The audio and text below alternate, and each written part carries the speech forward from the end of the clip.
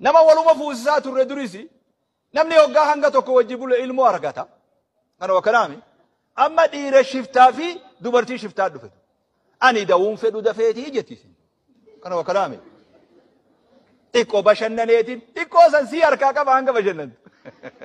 umriin tun harka kee jirti sii qaba nama biroo qaba bar viizaan sii kennamee jira bar baadaboora keetirati viizaan kee guyyaa ati barar dhawamee jira bar ani dafee dawuun fedhu yaa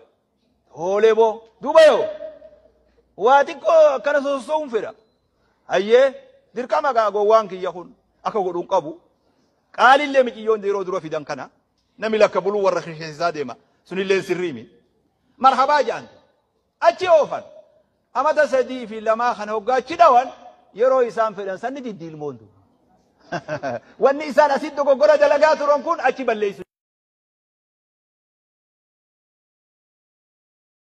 nama waluma fuusisaa turre durisi namni hoggaa hanga tokko wajji bule ilmoo argata kana wakanaami amma dhiira shiftaa fi dubartii shiftaa dhufe ani dawuun fedhu dafeetii jettisin kana wakanaami xiqqoo bashannaneetiin xiqqoo san sii harkaa qaba hanga bashannantu umriin tun harka kee jirti sii qaba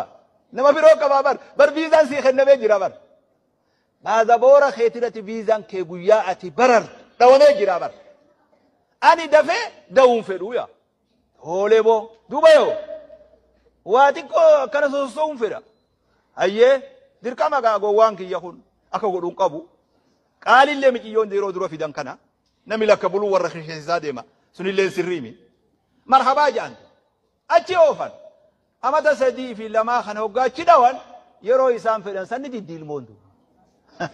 wanni isaan asitti dogoggora dalagaa turan kun achi balleessu